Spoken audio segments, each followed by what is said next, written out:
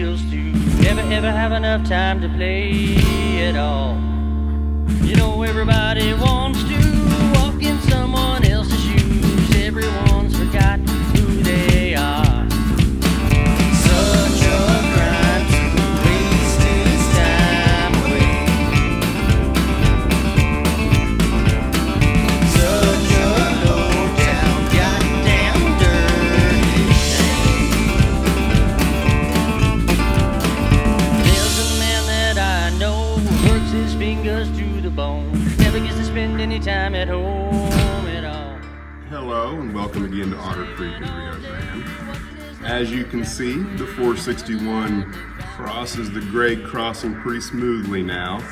I just had to go in and sand the tops of the wood just a little bit, and I increased the distance between the rails on the corner here just because there's a bend right there as it comes around, so it was binding just a little bit right in that area.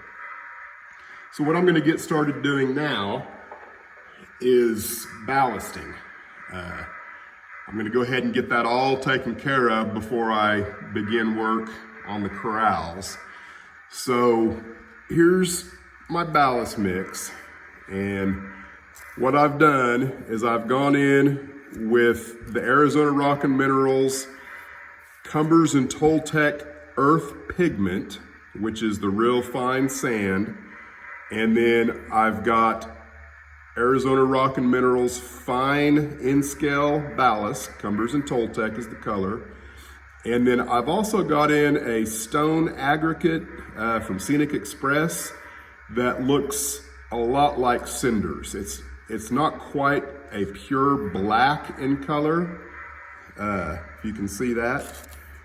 And just to kind of represent some cinders on the track, and then in my industrial areas, I will use a little more of that. I'll probably create another mix for areas where there's just a lot more train traffic. So I'm gonna get started on that, so stand by. I've got the ballast completed through what I call the runaround track, and the siding here for bucket coal and the corrals.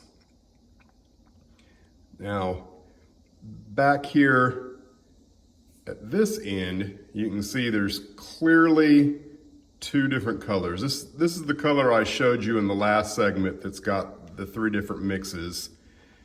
And when I got that underneath the layout light, it looks so drastically different from what this looks. And then even the pure stuff here looks drastically different than that. So I had two bags of the earth pigment, the really fine stuff, and I can definitely say, because I completed the first bag, you know, through the rest of the layout here, and I opened the second bag, and it's not as red as the first bag. So there's definitely some different coloration there. I think what I'm gonna do, I'm gonna go ahead and complete this because it should be a close match to that after it dries.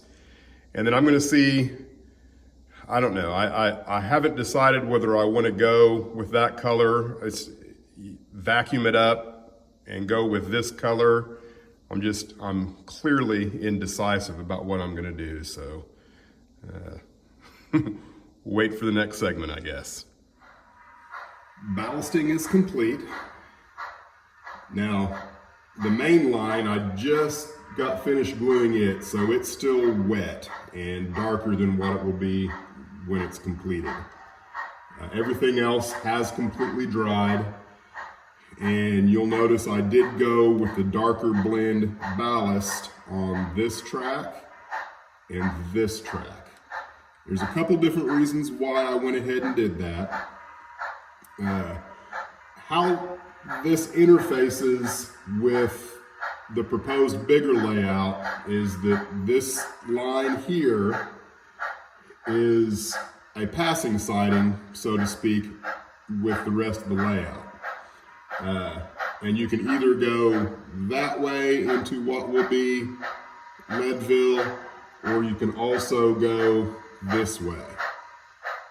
So I envision trains stopping on these two tracks and waiting while higher priority trains come through on the main line. So I just kind of figured maybe it should be a little bit dirtier and darker. Another reason is you are going to do a lot of switching in this area to facilitate moves in and out of the different industries here. And then the last reason, I wasn't sure if I had enough of the Cumbers Pure Earth to complete all of this all the way down to the end. So that was another significant reason why I went ahead and went with a darker blend. So everything's running pretty good. There's probably still a few places where I need to work a little bit. You know, some stuff kind of binding here and there, but overall everything's running pretty good. And eventually I'm going to have to come in and kind of try and remove some of the ballast that's on top of the ties. Stand by, we'll see what happens next. Started working on the corrals, and I'm not going to do too terribly much here. I've got a tree that's going to go in here, and then back along here I'm going to go with some taller bushes, hopefully that show up just above the top of the corrals. And I will probably bring those in to right about here, leave a gap, and then try and have some back in here, kind of help frame my meadow here that doesn't really look like a meadow. So I'm gonna let all this dry up, get it completely dry. I went in with the super dirt, the fine super dirt here, because I do want the dirt inside the corrals to be a different color than the other dirt, because it would be. It tends to be a little bit darker due to manure saturation. So I'm going to do that, see what that looks like, and then everywhere else go in with the Cumbers and Toltec fine earth and just kind of see what that looks like. I'm going to let it dry up, drink a cup of coffee, and come back in a few minutes. While the groundwork is drying up on the corrals, I thought I'd come back to the other side of the layout here and put in some more foliage. You know, when I originally did this, I basically had about 3 different colors, and I've definitely got some more browns and sages that I wanted to add back to kind of help blend all the colors in. I've put in some cinders, and back over here where the oil barrels and all that stuff is, I kind of made some grimy areas there. And then over here on the back side of the station where this casting is, it was really kind of thick and proud of the ground. So what I did is I just went in and put some grasses on top of the casting itself, and then glued in some weeds and grasses in front of it to kind of hopefully make it look like part of the ground there. So, and I'm going to continue kind of working down this way and putting in some more browns and sage colors and things like that that hopefully will blend the whole 8-foot by 2-foot section together. And then it'll probably be tomorrow before I can get to work on the shrubberies around the corral. I thought just real quick I would go ahead and show the difference between the 2 colors of the New England brownstone super dirt and then the Cumbers and Toltec Arizona rock and mineral dirt.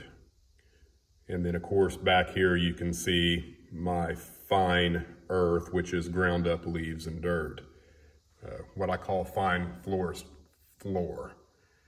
And one of the things that I learned is if you don't let that fine florist floor, well, that's a tongue twister.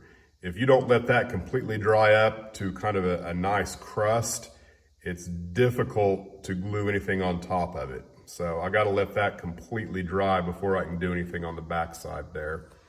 And this is all still extremely wet.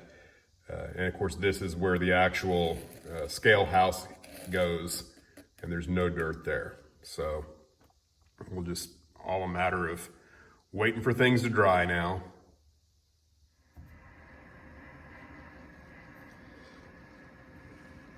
This is the back corner of the corrals. I went ahead and put in this large tree here. The calves will have plenty of shade in this corner of the corrals. I'll have a little bit of water right here for them. I didn't do anything on the back side here where the alleyway is to the chute. Just kind of left it there. And then back here in this corner, I went ahead and put some bushes and stuff. This area right here, I accidentally misjudged where the loading chute was, and I had a real nice area here with some stuff that needed to come out because you need to be able to back up a vehicle to the loading chute. So that's what it's looking like at the moment. I think it's time now to go ahead and put the corrals in and start working on the front. Another major milestone complete. The corrals are now in place with ground cover. Hopefully I didn't overdo it. It's easy to do, I think, when you've got a lot of materials, but I'm happy. Got some cattle in the back there, horse. It's like somebody's getting ready to get a brand. Now, pretty much the only thing I have left to do is detail work. I've got a lot of castings still. I bought a big bag of brass parts that I'm gonna paint up and make piles of junk for down there on the far end at Lale & Son. Still got a lot of barrels to paint up. And then all of the houses in there need a little bit of work, or maybe not all of them, but most of them. I got lighting to put in down there at Oakboro Hay and Grain and finish the inside of it. And then maybe just a little more weeds along the side of the track. This dead stuff here, I may put in a few other places further down along the rails. I'm gonna call it quits for today, and I think the next video I produce probably will just be a bunch of still photos of the completed layout, if you can call it completed anyway. So again, thanks for watching, and tune in next time.